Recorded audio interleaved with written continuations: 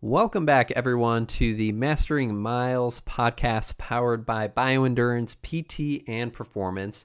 My name is Matt Ferlindis. I am a Milwaukee area physical therapist that specializes in treating runners and running injuries. Today's episode is part 2 of the Mastering the Marathon series, which with Coach Jack Hackett of Infinity Running Company. Part 2 is a deep dive into really and effectively training for the marathon distance. We talk about a lot of different topics, and it's really a wealth of knowledge in this episode. We talk a lot about our volume, intensity, long runs, how we should structure interval workouts and long run workouts, as well as some of the benefits of running slowly. So I'm really excited to share all of this knowledge with you all and kind of create a resource regarding proper marathon training. As always, if you are enjoying the podcast, feel free to follow and subscribe on Spotify and Apple Podcasts, as well as give us a rating. We would really appreciate that. But other than that, let's go ahead and get into part 2 of Mastering the Marathon with Coach Jack Hackett.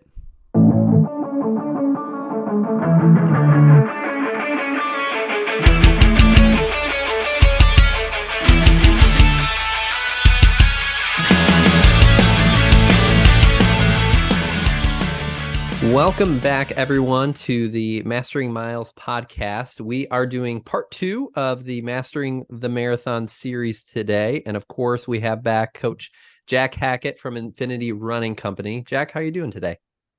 I'm doing pretty well, Matt. Thanks for having me back. It didn't go so poor that you dropped the whole 3-part series. So that's a win for me. Not at all, man. The first part was a good success, and I think a lot of people got a lot out of it. And I'm feeling more in the groove of my own podcasting skills as well. So I'm ready to roll today. Perfect. Let's do it.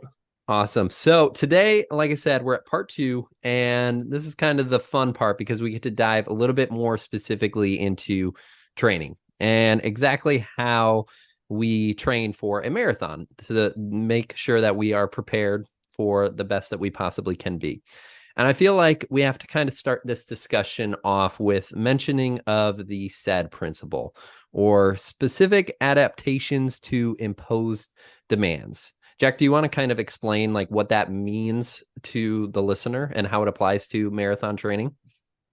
Yeah, essentially the SAID principle is looking at when we do training, we're trying to get better in a specific way. Obviously, in the general sense, we're trying to get better at running. But when we do a workout, there's a specific skill set that we're trying to develop.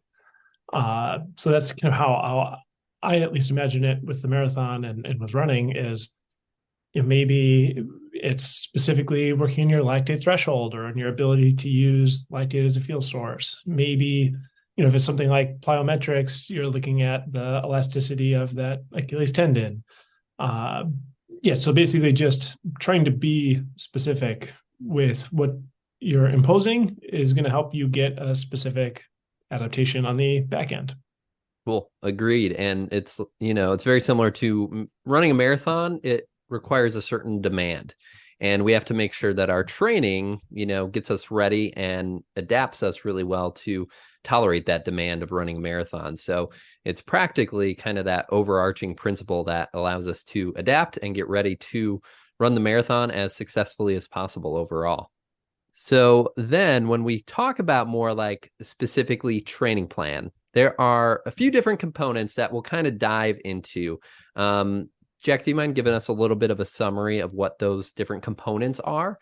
And then we'll kind of jump and kind of dive into each one of those different components. Yeah, essentially, when we look at training for a marathon or just running training in general, there's 3 main kind of things that we can look at. So there's volume, how much just total running, strength work, cross training, all those things that we're doing. That's the volume. Frequency is, how frequent are you doing it? Like the dosage, are you taking that pill twice a day or just once a day? That kind of thing. And then the last piece of it is intensity. How hard are you actually running at that kind of time? So let's go ahead and piece apart volume first, because in some ways this is one of the key principles of training to run a marathon, because of course that's 26.2 miles. It's a lot of volume in one race. So essentially when we're chatting about volume, or like how much we are actually running, how much mileage we are putting down in our training, why is that so important for marathon training overall? Yeah, I mean, like you said, it's 26 miles. So we have to be able to physically withstand running for 26.2 miles, whether that's 2 hours or 6 hours. It's a lot of pounding on our legs. So we structurally have to be able to kind of handle that. And there's also systemically, we have to be able to handle that. We have to, burn enough fuel to be able to do that. We have to do all of those kind of things that it takes to run 26.2. But the volume of running really helps us like develop the capacity to handle running for 26.2 miles.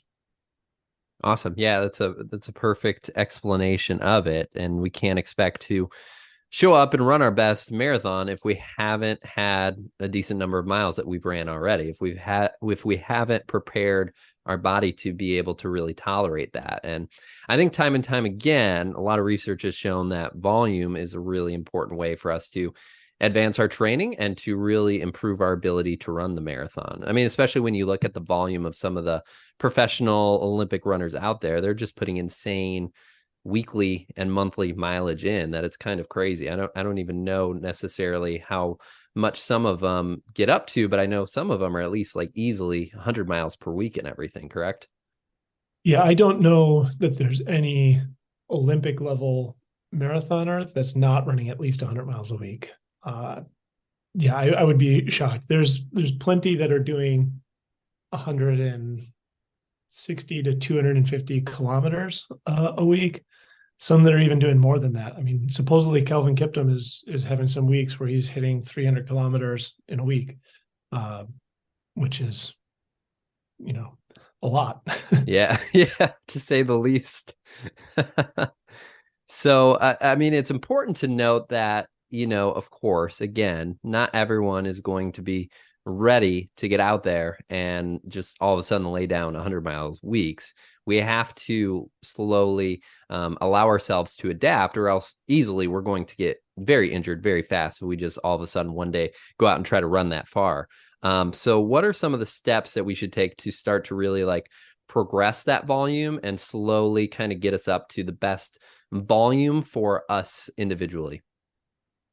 Yeah, it's there's so many kind of pieces to it, so it's hard to say exactly where to start. But the common rule that everyone hears is like no more than 10% increase at a time.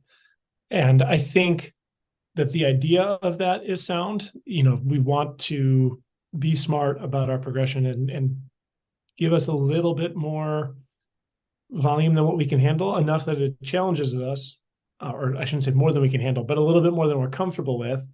And that challenges us so that our body then improves enough to then go and do that the next time out. Uh, that said, I think if somebody hears this and we say, "Oh yes, volume is one of the best predictors for getting better at the marathon," well, I should just run more. Well, like you said, we should pump the brakes a little bit. We need to have the ability to handle that volume. I think that's the most kind of important piece to it, is to remember that it's not just running more just to run more. We have to kind of have that physical strength and structure to withstand more volume. Mm-hmm.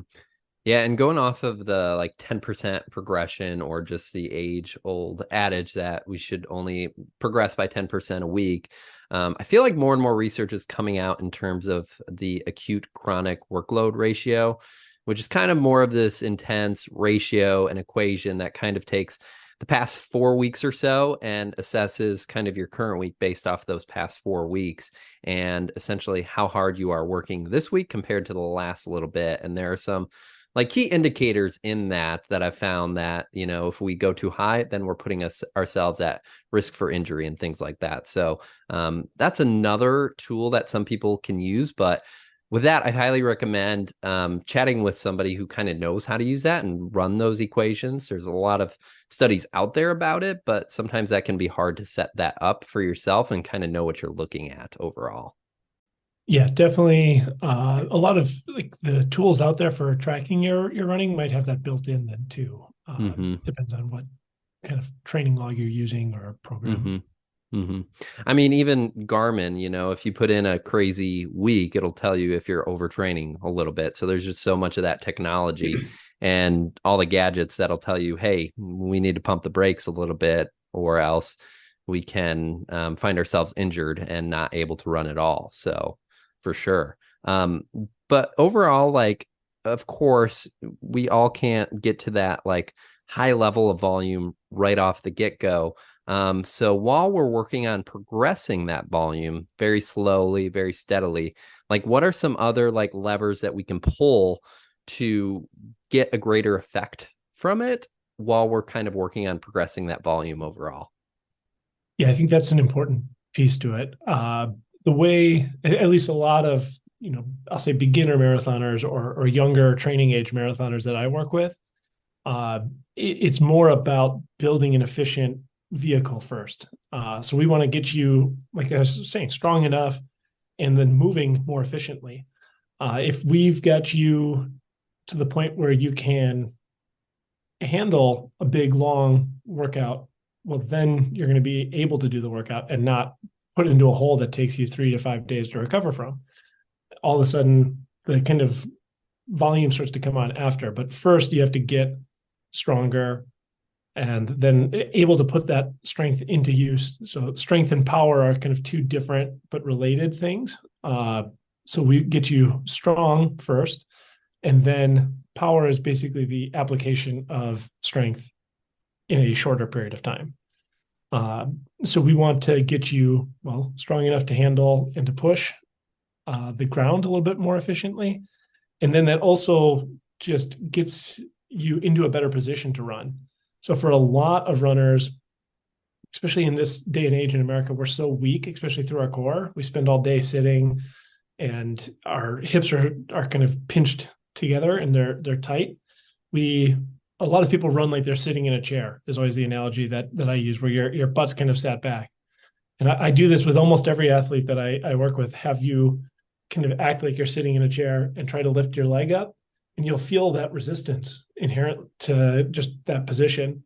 And then if you stand up nice and tall and get your hip underneath you, you can feel how easy that is to get your leg to lift all the way up. And that's really what we're trying to do as a runner, is to get to the point where we can keep your hip in a good position, because you can get a lot more out of your stride. And it's just free range of motion. If you could add an extra inch onto every single stride you took, you would be a lot faster. So that's part of what we're trying to do, is to get you strong enough to handle keeping your body in a good position, and then also strong enough to handle running for a while, including 26.2 miles. Mm-hmm. Yeah, it's building up that foundation first before we can start to build that volume a little bit. I see it in a lot of the clients and patients that I work with that come in with different running injuries. And I always have the saying that running is a very single leg sport. You're never on 2 feet at one time when you are running. And so sometimes I find that those runners that are dealing with, injuries or just have had a hard time building up volume in a healthy manner lack a lot of stability on a single leg, where tasks, as simple as doing a single leg squat or bouncing on one foot are very difficult, and they don't quite have that foundational strength and stability to tolerate that movement. And then when we multiply that instability over the course of 26.2 miles, that will have very compound effects and will kind of wear down muscles, tendons, bones, everything like that. So it's all about really building that foundation a little bit. Yeah, and that's a great point. Like I have an athlete that I just started working with who's got a background in lifting. I mean, he was a lifter for a long time, and then during the pandemic, that closed, and so he picked up running. So he's very strong. He's part of the thousand pound club, which is like a deadlift, squat, a whole bunch of other things. But so very strong, but couldn't do a single leg squat very well. That single leg stability and strength is all running really is it's a bunch of dynamic single leg squats just over and over and over again. And like you said, having some strength is one kind of piece to it, but having the endurance to not let that start to fall apart. You might be able to do one signaling squat with perfect form. But for some people, the challenge is doing that over and over and over again. You start to fatigue, then that hip starts to sag, and then all of a sudden that IT band can't handle the force that you're putting through it, and then your knee starts to flare up, and all sorts of kind of things happen as you start to unravel. Mm-hmm. Yeah, I like to explain it a lot as, running enacts a certain amount of load on our body. And when we are actually running, our body is actually physically breaking down. Essentially, our muscles are becoming weaker. Everything is breaking down a little bit.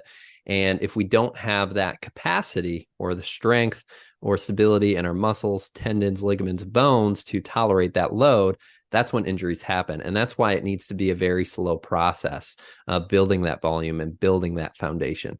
The body is super good at adapting and will adapt when we apply those demands, but we just have to do it in a very orderly manner and a very safe manner to make sure that we're getting those adaptations and we're not pushing too far to cause an injury overall. Yeah, I've always heard, and my college coach used to always say, like, drastic changes bring drastic results, and it's not usually good drastic. Mm-hmm. If you jump volume like crazy and double or triple every single run distance for a week, you'll probably get injured pretty quick. Mm-hmm. Yeah. Maybe you'll set the world record if you can keep that up, but probably not.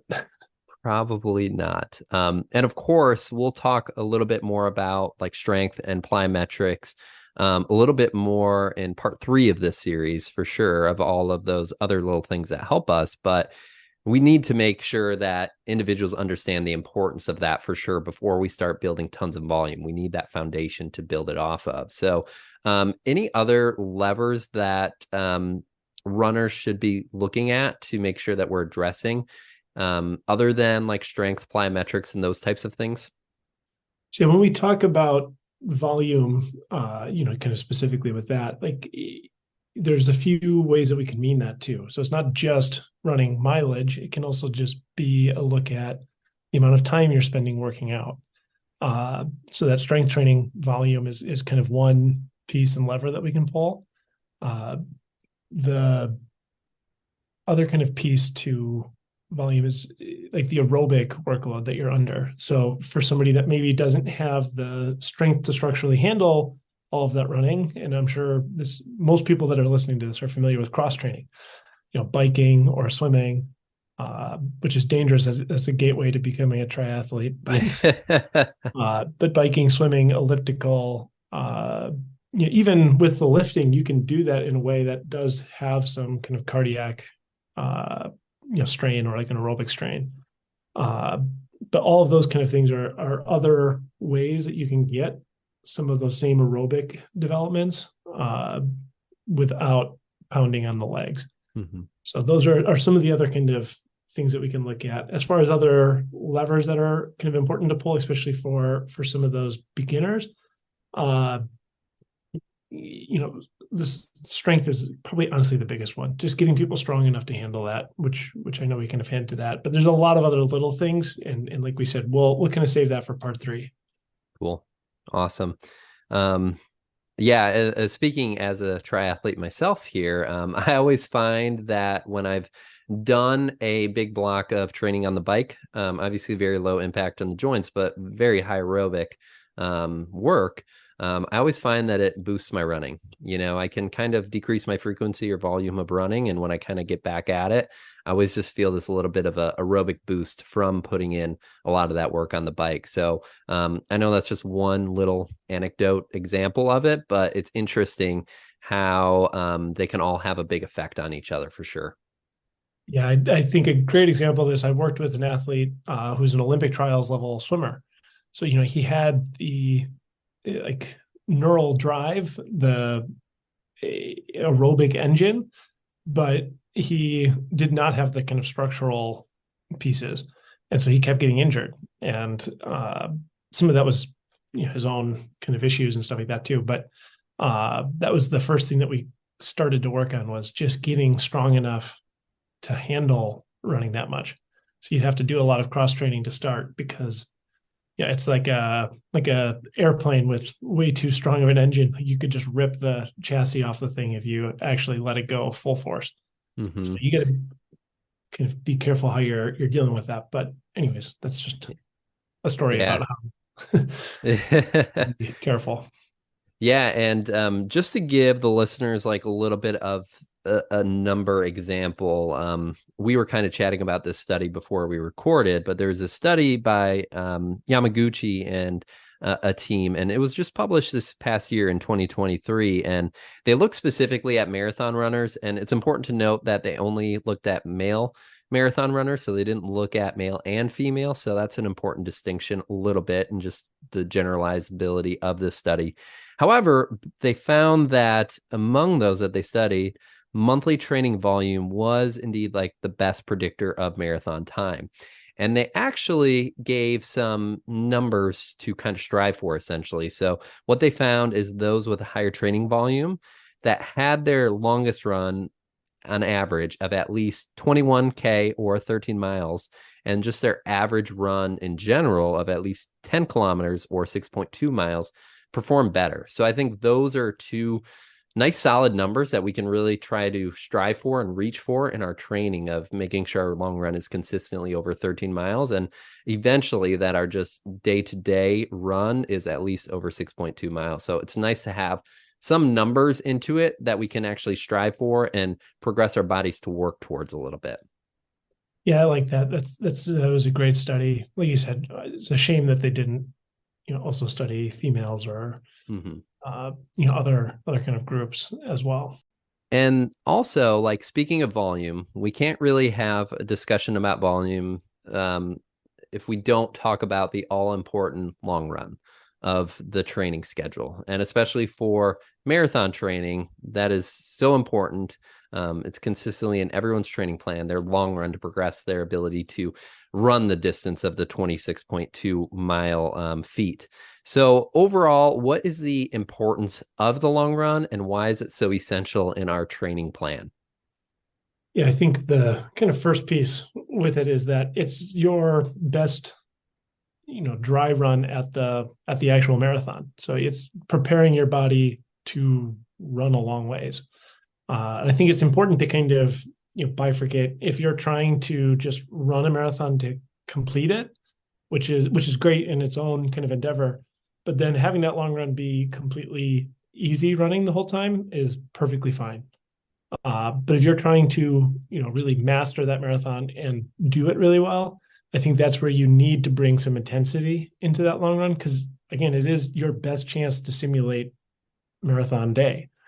Uh, so if you only ever do easy long runs and then you get to marathon day, it's going to be a struggle to kind of marry those two, intensity and volume together. I think that long run is such an important dress rehearsal for race day. I know we talked about fueling a whole bunch on the last podcast.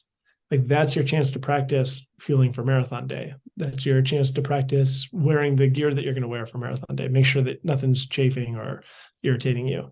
Uh, so yeah, hopefully that makes some sense for why that long run is kind of important. There's other pieces to it as well, like uh, how it kind of brings out so much more fatigue as well. A lot of marathon running is about the cumulative fatigue that you're able to kind of carry with you.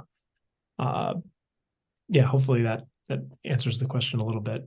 Yeah, of course it does. And so like when we look at it, everyone kind of strives for like a different number of like, oh, I'm going to run up to this mileage for my long run, and then I'm going to back it down.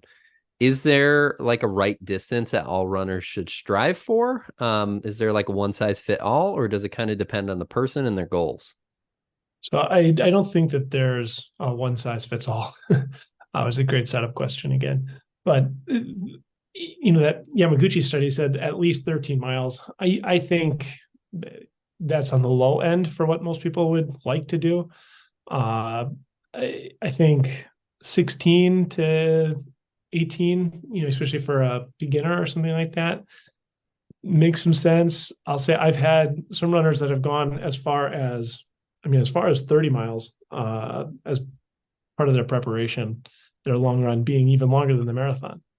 Uh, but that's a very exceptional case. I'd say most people end up being in that 18 to 22 mile long run is where a lot of somewhat advanced runners end up at.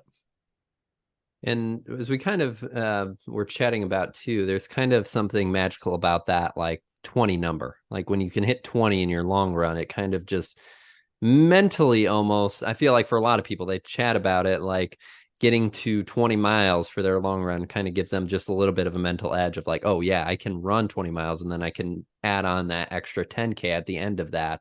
Do you find that that's the case with a lot of the runners that you're coaching? Yeah, there does seem to be something, maybe magical is a strong word, but there seems to be some Rubicon that we cross through, and it's like, oh, I can do this. It's just a 10K left. Mm-hmm. People always say that the race is two halves, that first 20 miles and then the last 10K, but uh, yeah, there's definitely something to be said for hitting that 20 mile. It just gives you some extra confidence. But like we talked about, bringing it back to that Yamaguchi study, like you can look at your training volume as a whole. So for maybe somebody that works, most days of the week or something like that, where we're getting a bigger long run isn't as much of an option. Well, then you can tweak that schedule and have two maybe medium long runs where you're doing, let's just say, 13 miles then 2 days in a row instead of having one big 18 mile, 20 mile, 22 mile long run. You're getting that volume in just across 2 days. Yeah, that would be one way to kind of adapt that. And with that long run, in order to better like simulate that marathon, as you kind of mentioned, like we're not going to set ourselves up well if it's just a very easy run for that entire long run. So, what are some ways that we can structure that long run to better simulate that marathon condition and simulate the fatigue that we're going to feel during the marathon? Yeah, so there's kind of two pieces to that. One is you can carry more cumulative fatigue going into that long run. So that's where, especially that like month out from the race and you feel like crap and you've got a big long run, that's usually where you're starting to get into those, highest volume or distance long runs that you're going to have. But you're also running the most mileage the rest of the week too at that time. And that's on purpose. That's so that you can feel tired and fatigued and then run for a long time. So I think that's kind of one piece to it. The other is you can kind of do it more acutely where you add a workout layer into it, where you run faster than marathon pace for parts of that long run. And that's going to fatigue you so that the rest of the run feels a little bit harder than it would have otherwise. And that can help simulate it to some extent. But preparing for what that's actually going to feel like is not an easy task to do. And it doesn't necessarily make sense to go to the well on a lot of long runs. We don't want to simulate that race day too closely. Is there any merit to doing more of like a progression run where we start slow and just kind of build and have the hardest part of that workout be at the end of that to help simulate that fatigue as well?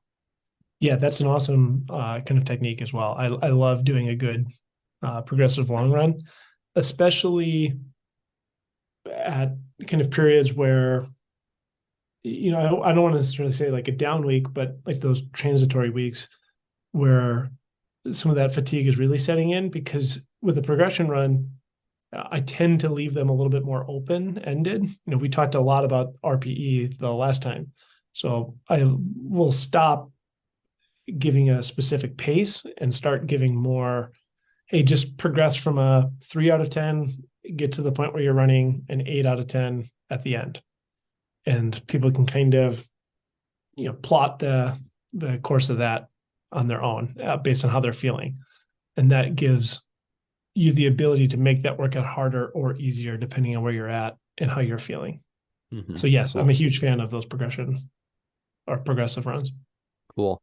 I ran grandma's marathon this last June, and one of my longest run that I did. I was pretty happy with how I set up this long run, and I feel like it worked really well for me. But it was Memorial Day weekend before the race, and there was like a local 5K. And so I was like, all right, I'm going to run to this 5K, and that amounted to about like 18 miles or so. And then to progress me up to that longest run, about 21 miles or so, I ran that 5K, and it was a very rough 5K. However, I feel like that helped me kind of simulate that fatigue a little bit more and helped me kind of tolerate that intensity. Although it was faster than race pace, it was a lot of fatigue, and almost mentally it kind of assisted in allowing me to kind of fight some of that fatigue that I felt on race day too. So that's just kind of one example of a way that someone could structure it as well. Yeah, I'm a huge fan of that, especially because then you probably get closer to a simulation mentally of racing. There's a crowd, there's other people. We talked about the specificity of demands. Well, that's about as close as you're going to get. Mm-hmm. Mm-hmm. So I like that a lot. Cool. Alrighty. And then if we progress into training further, there is kind of the next category of intensity, essentially like how hard we are running. And we chatted last time with our RPE conversation about the different zones. So we have like a zone 1 that's very, very easy, conversational pace. We have a zone 2 where we're starting to accumulate more lactate, but we're dealing with it pretty well, and we're able to have that kind of threshold pace. And then there is that really, really high zone 3 where that lactate is building, and we can only kind of tolerate that pace for a short amount of time. So, with our overall training plan for the marathon, like how do we best distribute that load between zone 1, zone 2, and zone 3? What is kind of the best way for us to distribute those training intensities in order to have a really great marathon? Yeah, so basically you'll roughly have an 80-20 distribution of that's kind of that zone 1 to zone 2 threshold. So you'll have 80% of your running and your volume that's easy.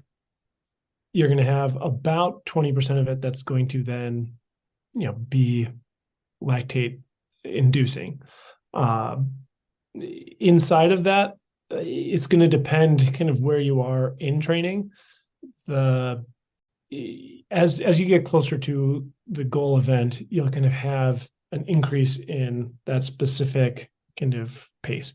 The nice thing is with the marathon, you're really in zone 2 for that, whereas as opposed to a half marathon, you start to kind of be basically zone, like right at the beginning of zone 3 for something like that, or like a 10K and a 5K, which is still long enough that you need a lot of training volume to support it, but you spend a lot of time in that kind of lactate producing state.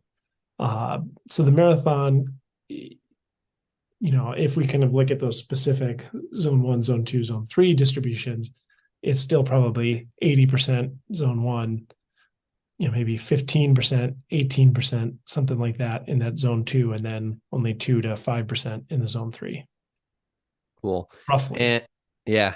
And in doing some research, there is a ton of really solid evidence of meta-analyses, systematic reviews that time after time recommend that training regimen of having a high volume of low intensity running. So like that 80% where we are low intensity, and then that very low kind of distribution of that really high intensity, or that 20%. And that is kind of what they found that a lot of professionals train at as well. And so that has time and time again been supported as one of the best ways to organize that training and to kind of distribute those overall intensity levels overall. And we'll kind of include some of those in the show notes, but it's cool to see that that is well supported by the evidence as well as what a lot of the professionals are doing. Yeah, I think that's a key kind of point too. That's what most of the pros are doing. If you look at most of the, weekend warrior, like amateur runners that are training at a high intensity, many are not following that and are doing, 60-40 or something like that, and are wondering why they're always injured. As a coach, a lot of times my job isn't to spur people on. It's actually to kind of pull the reins and get them to run easier and slower. Way too often do I see people training too hard all the time.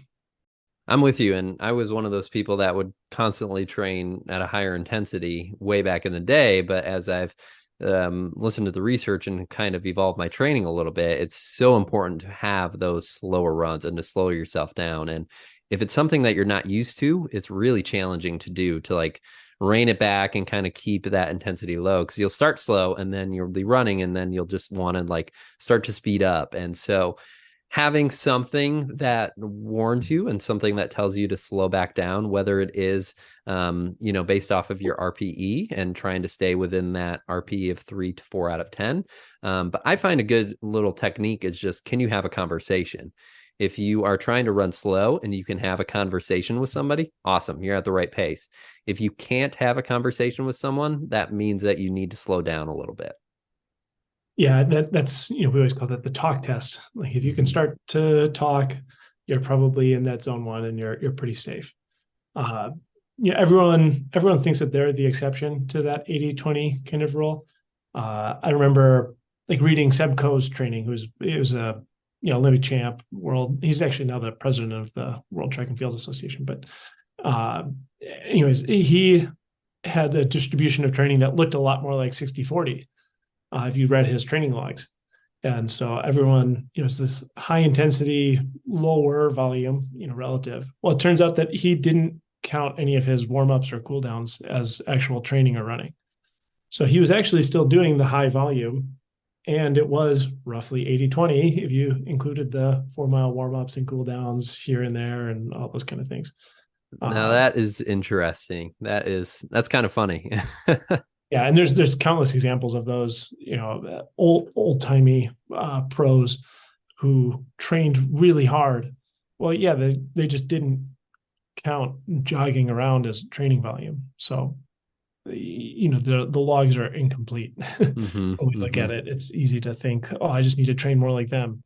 Well, yeah, but we track every single step versus those, in the old times they just logged the workout portion and didn't care about warming up or cooling down, even though they did warm up and cool down. Yeah. And I mean, since we're at that slow pace for like 80% of our training, there's a lot of people that I found, athletes that say like, well, why should I do that? What's the benefit of that? I don't feel like I'm progressing. I don't feel like improving. So, is there anything in our physiology that makes that slow running so beneficial to us and can help to boost our performance overall? Yeah, there's a lot. As a beginner, that's actually when like those slower paces are when we're increasing our capitalization. So we're building more, highways or more bloodways, so our body can transport more blood to our muscles. That's kind of piece one. Piece two, if anyone remembers the powerhouse of the cell, mitochondria, we build mitochondrial density and kind of the efficiency of the mitochondria improves, especially at those slower efforts as we're starting up. So those are two of the big kind of key pieces as a beginner. That's why it's so important to have some of that slower volume. The other kind of big piece to it is the kind of replenishment of our glycogen stores. So if we can run easier, it puts less strain on our bodies and we don't burn up as much fuel, and it allows that to kind of, recharge.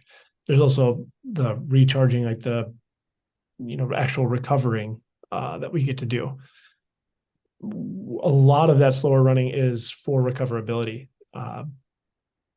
So I think, this isn't necessarily something that we talked about, but like the singles versus doubles kind of conversation, I'm in general a huge fan of those doubles because when you double, you get basically double the release of the HGH and testosterone and a lot of these kind of recoverability hormones as well as developmental hormones. So you're able to kind of perform fresher more often, as opposed to if you go all in singles volume, it can empty those glycogen stores and put more fatigue into the system, which can be a benefit sometimes, especially in marathon training. Like you might want to put more fatigue into the system, but you can get more training volume with less strain by doing some of those doubles. Yeah, those are a lot of why we do some of those slower runs. That, and it allows us to run more and kind of tolerate more volume, which, like we've talked about, the structural demands of running 26.2 miles, you can't do all of that at race pace. Otherwise, that's just not sustainable. So by doing more volume at these easier paces, we build up the tolerance for actual running as well. Mm-hmm. That's an important distinction. And just to clarify, Jack, what do you mean by doubles versus singles? Yeah, so like a double running day would be you run 4 miles in the morning and 4 miles in the evening, as opposed to running, a singles would be like running 8 miles a day. Uh, yeah, just by splitting that run up, you can kind of have a better effect. Cool. And I mean, two really good big points from that. And correct me if I'm wrong on this from a physiological standpoint, but when we're talking about building more mitochondria, the powerhouse of the cell, that's exactly where we produce energy. And that's exactly where we are using that lactate. And so if we have more of that mitochondria, in theory, we should be able to tolerate higher workloads and larger amounts of lactate, correct? Yeah, that's 100% right. Cool. It's the powerhouse of the cell. So if we Yeah, have more of them, we can kind of train and produce at a higher level. So yeah. cool. And then also, like you said, as point number two, recoverability is so important. And adding that volume, like if we have slow runs, we're going to have less fatigue and we can recover quicker, which means that we can get out and run again sooner. Versus if we have a really hard workout, we need to recover from that. And it's going to be a little bit before we can put that same effort forward. So, to kind of connect to our discussion on volume and ways to safely progress volume, this is one of those key ways to run slow, and that way we can increase our mileage, increase our volume in a way that isn't going to be overly demanding for our body and for our structures and everything else in our body, and can help enhance that volume and decrease the risk for injuries as well. Yeah, I think this kind of brings up a point that I think would be important for a lot of people to make too, is when we talk about volume, and we're talking about mileage a lot of times, but we can also be talking about time. So if you see like your favorite pro runners doing, whatever, 3 by 5K, well, for them, that's, 15 minutes or 17 minutes. Well, if you go out and do that same workout, that's probably more than you can handle. So instead of doing that, do the 3 by 15 minutes with like a similar amount of rest, as opposed to trying to emulate their volume. Try to emulate the kind of structure of the workout. Even that, I still think you should probably adapt. But if you're going to just try and copy and paste from whatever your favorite pro runner is doing, just remember that their volume is at a different level than yours. Mm-hmm. I feel like I see that a lot because I follow a lot of professionals on Strava, and it's very easy to say, oh, this runner runs at like low 7, high 6 minute pace, and so I should be running at that pace too.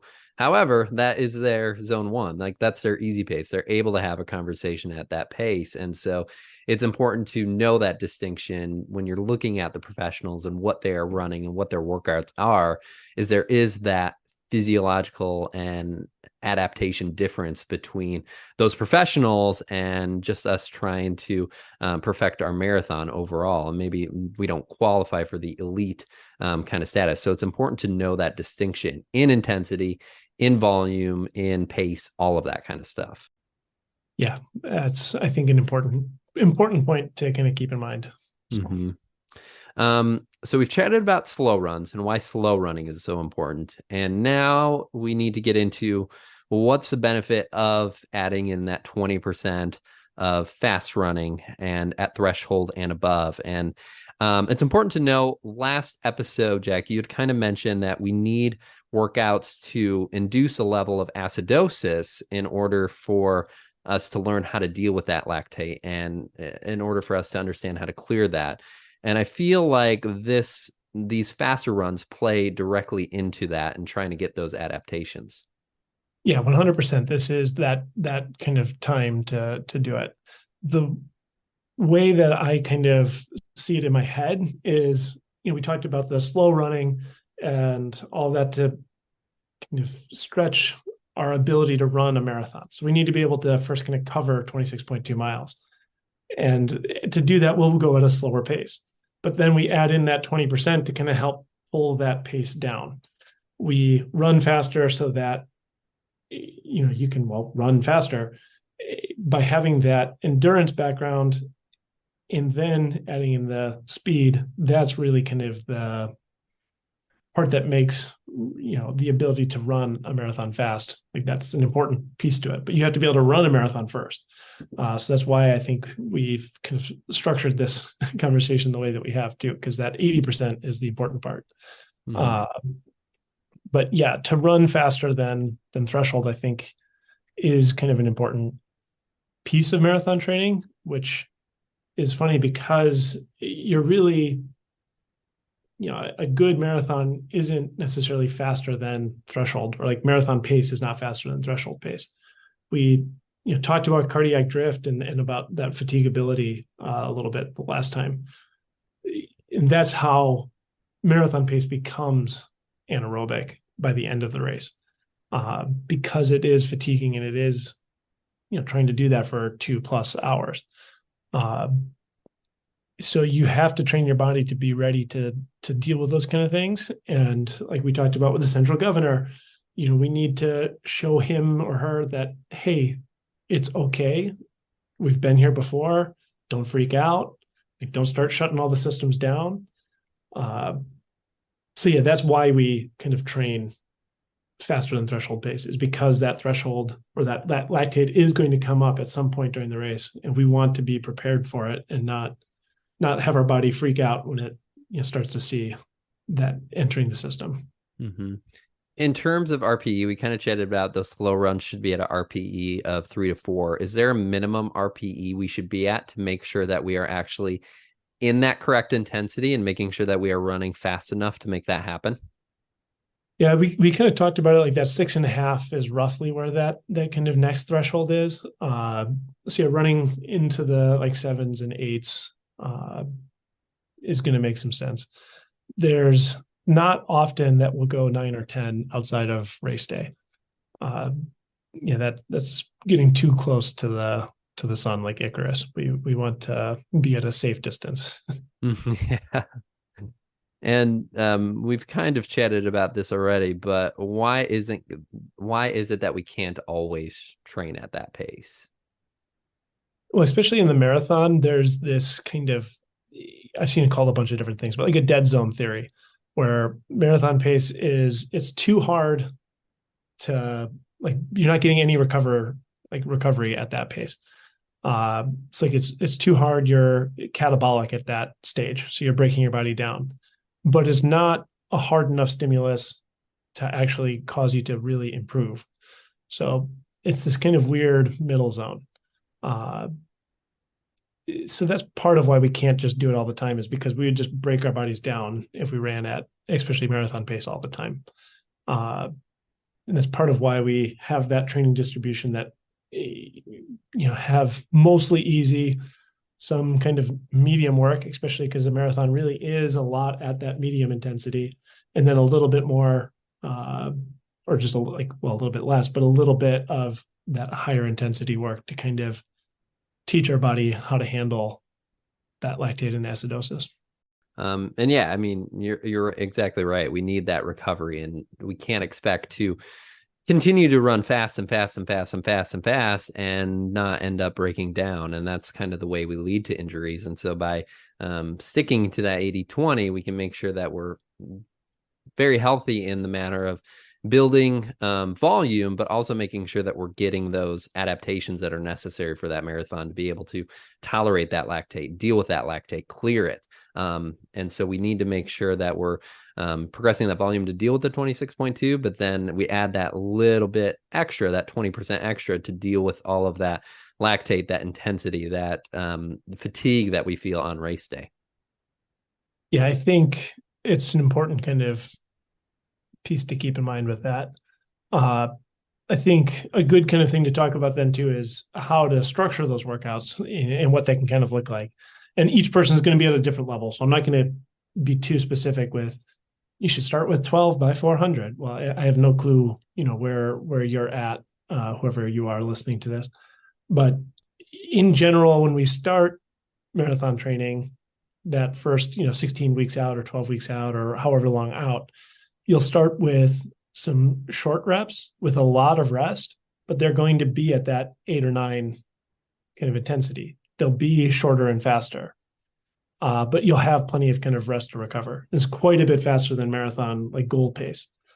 And then the next week when you come out, it's a little bit, slower of a pace, but it's more specific of a pace. You're getting closer to marathon pace, and you're going to get a little less recovery.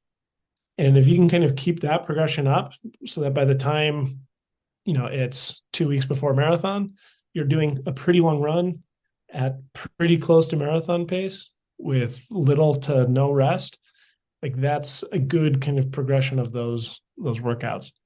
There's something called the cone of specificity. Basically, it kind of funnels you into your race day. You can reach out and we can talk more specifically what would make sense for each person. But I think that's a good, blanket, diagram for people to kind of wrap their heads around. That's a really good point, and I don't think I've ever heard it described exactly like that, but I really like that of starting with, shorter duration, higher intensity, and slowly but surely kind of build that into longer intervals, maybe a little bit slower overall, but much more similar to what you're going to deal with on race day and during the marathon overall itself. And as your training improves and as you get more volume and you get more used to all that training load, you're going to be able to tolerate those longer intervals better and better and better as you train more and as you get closer to race day overall. And I'll say too, like a good training program is not every single week is an exact like the same workout. You're starting with 200s and then 300s and then 400s. Mm-hmm. Like it's not necessarily that direct. It could be, I guess, but I think that would get kind of boring and monotonous in its own right. So you can kind of do that almost 2 steps forward, 1 step back in a way where you then go back and do another shorter workout, something similar to what you've done in the past, but then you can see some of the progress that you've hopefully made. Mm-hmm. And I think a lot of times people think intervals are always meant to just be about the fast part of the interval, where I think especially for a marathon, the important part is actually the recovery piece. If you can get that recovery piece to get faster, and for a lot of times what that looks like in an actual interval session is that you're running the same time interval, but that recovery lap is at a faster pace. Like you're recovering easier and that workload is actually feeling easier at the same kind of pace. I think that's like a real kind of hallmark of fitness is the recoverability that you have. Yeah, that's a really, really good point. And you're able to shorten that recovery standpoint and just recover quicker overall. Is that kind of what you're saying? Yeah, exactly. One of my favorite kind of workouts to do and especially as somebody's getting a little bit more advanced in a marathon is you do, let's just say, 5K at marathon pace. You'll do 1K at 10K pace. So something that's faster than threshold, and it's kind of hard, and you'll get into a little bit of a debt, and then you have to do another 1K or 2K at marathon pace again. So it's about learning how to deal with some of that lactate and some of that fatigue and like recover at marathon pace. So it starts to kind of teach your body to let marathon pace be easier. And for a more, or a less advanced runner, maybe that looks like a 2-1-1 kind of workout. That's one of my favorite, like 2 minutes at marathon pace, 1 minute faster, and then 1 minute at marathon pace again. So, it's only a 4-minute kind of rep, but you still kind of spike that lactate and then have to settle back in. Where I think the traditional interval, you're used to kind of going hard and then being able to just be done. But I love those kind of workouts where you have to spike it and then settle and learn how to kind of deal with that lactate. That's one of my favorite types of workouts. Sounds like a killer workout. And like you said, it, really highlights the specificity of that to what you're going to deal with on race day in the marathon. Yeah, it simulates, running into a hill or, Mm-hmm. uh, especially once you get to a really high level, like it stops, you start to race the person next to you. And one way to kind of beat that person is to, spike some lactate. If you're better at handling it than the person next to you, they, you know, will break and you won't. And that's Mm-hmm. kind of a way to, beat that person. Mm-hmm. Good point. One thing you kind of made mention to that I'm curious to ask you about, Jack, and I think this is probably a very common question that individuals training for a marathon have. How long should our lead up or like training cycle for that marathon go? Should we start 12 weeks out? Should we start 16 weeks out? Should we start longer than that? But what's an appropriate like time frame for us to properly prep ourselves to tolerate the demands of the marathon? Yeah, it's a really great question. To some extent, the answer is always it depends. Uh, if you have a ton of experience and you've already been doing some base building, like, 12 weeks is probably about the minimum amount of time I'd like to see for like a dedicated marathon build. Uh, 16 to 20 weeks tends to be a little bit more ideal, at least from my perspective, because you need a few weeks, usually for most people, at least that I end up working with. You just need a few weeks to get the foundation set where we want it to be before starting to kind of build up. Again, if you have more experience, you can kind of cut some of that out and make it a little bit shorter. Uh, and I'll say sometimes you'll even have periods that are a little bit longer than that. Uh, yeah, I know you're having John Liddell on, who's an athlete that I've worked with, and we've done some blocks that are closer to 30 weeks, but then we've also had blocks where it's uh, we've had quite a few of these lately where it's marathon, a week or two of recovery, and then 6 weeks later is another marathon. So you're doing these kind of almost mini blocks. Uh, but then typically after doing like stacking one or two of those, you need to take a bigger break after that. Uh, so yeah, it's going to depend a lot. That was a long-winded answer of saying it depends, but 12 to 20 weeks is, I think, a normal window of time. Ideally, probably 16 to 18, 16 to 20. Great. I think one thing that we can definitely chat about in part 3, because I think this is one of those like little things that sets us up really well, is kind of that base training period before we actually start building for that marathon. Today's been a lot more about building to that marathon and specifically training for it. But I think that setting ourselves up with like a good base period can help that process out a little bit. Yeah, I think that makes some sense. We've been talking for a while already, I feel like, and I've rambled on enough. So And I mean, you've kind of said it yourself, but I think it's an important reminder too that everyone has a different goal for the marathon. Some of us are going to be just wanting to finish and complete that whole distance. Some of us are going for a PR. Some are going for Boston.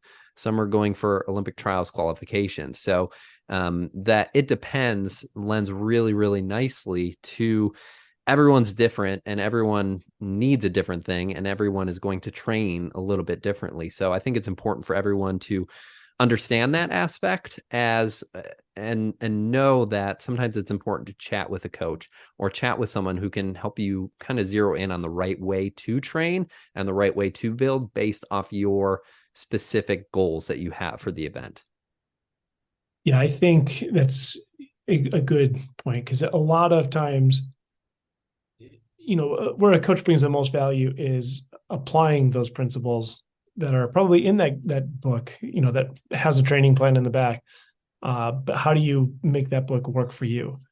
For a lot of people, they pick up whatever Jack Daniels or a Fitz book or Brad Hudson or any of these like great coaches that are out there. But maybe you don't work a Monday to Friday like that, or you're not a professional runner like some of those kind of assume you are.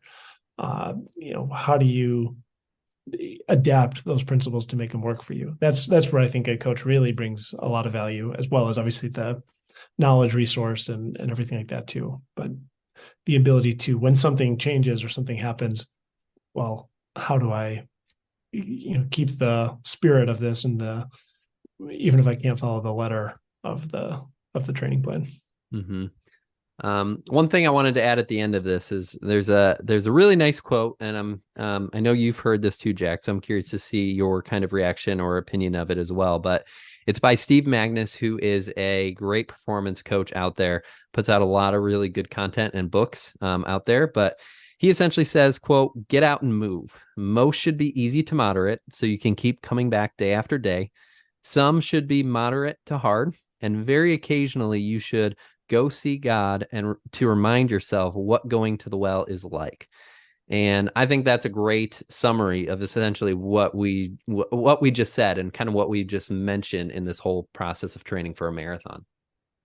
Yeah, exactly. Run mostly easy, go kind of hard some of the time and sprinkle in a few pretty hard efforts. I think that's a great kind of recipe to success. Wonderful. Well, thanks again for joining me, Jack. I greatly appreciate it. And I'm excited to come back for part 3 for all the little things that we can kind of sprinkle in to further help us out on race day. Yeah, thanks for having me, Matt. We could fill a 24-hour period talking about training for a marathon, but hopefully we've answered quite a few questions and covered some ground. Wonderful. Awesome. Thanks everyone for listening. And as always, happy and healthy training.